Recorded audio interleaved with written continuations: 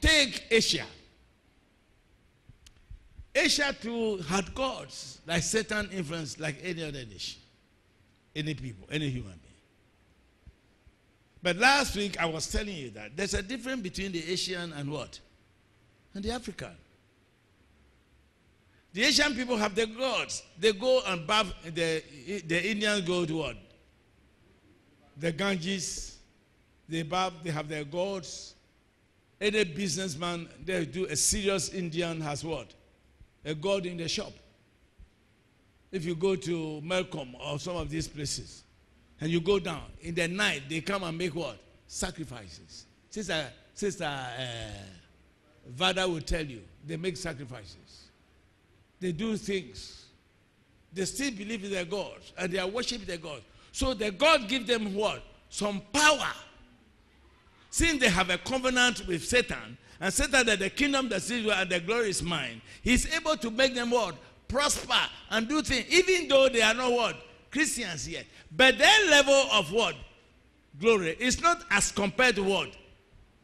And yet they are taking advantage of the advances made by the European in science and all this, and using the advantage of the science and advances in the Christian world to enhance their world. So even though they have not accepted Christ yet fully, there is still what?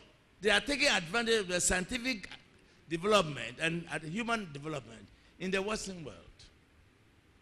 So they are growing faster than Africa. So it will look as if the Asian, though is a Buddhist or a Hinduist or a Muslim or anything, he is still what? Advancing vis-a-vis the African. But the African also had the same kind of gods or worse. But we have a disadvantage. We are told by Isaiah 19 that even though civilization started from us, because of the idolatry and the sorcery and the witchcraft and the blood, God has cursed us special and committed Africa to two ruling spirits. God, the cruel master, the fierce king, and the perverse spirit. And condemn African political and economic progress and cultural advancement and statecraft, Isaiah 19. So whatever Africa does, there's a perverse spirit, there's a cruel master, there's a king that will come around and destroy whatever we are doing.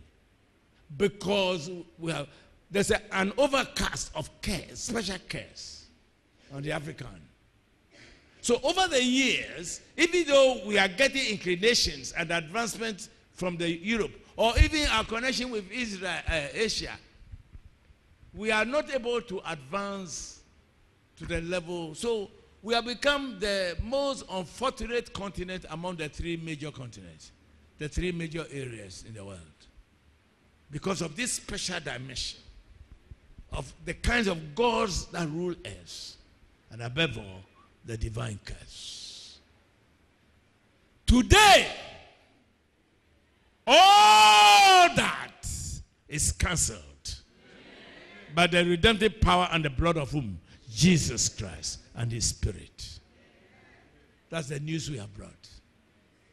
That if we come to Jesus, the perverse spirit, the cruel master, the what? Fierce king, the economic and political disorder, the wars and rumors of wars, the witchcraft, the sorcery shall end, and we shall be free. Then we shall make progress. And we shall make progress even like Europe or what. As for Asia, we shall advance. But they too have the church. And so when we receive the church properly, and Asia says that we are, and Europe says that we are doing it, they will all come back, and Israel shall come back to God. So at the end of the day, Africa shall be the continent of redemption for the redemption of the world. Clap for Jesus Christ. Hallelujah. In other words, in these end times, Africa shall be a model of divine mission of the human beings of the human race, the establishment of government and God's kingdom order on earth. That the ways of Africa and the world shall be what? That will be done where? In Ghana, Africa, what? As it is done in heaven. And God shall supervise it. He shall come and make his abode where? Isaiah chapter 12. Make his abode. Great is the holiness of Israel in our midst. Beloved, this is what we sing. This is the redemption we bring. And Africa shall come out of the old order. Africa shall be free, and free indeed, in the redemption that Jesus Christ brings. We, the church, are supposed to take the flag of victory and the banner of redemption and celebration of the kingdom on earth to the whole world. Shall we rise up?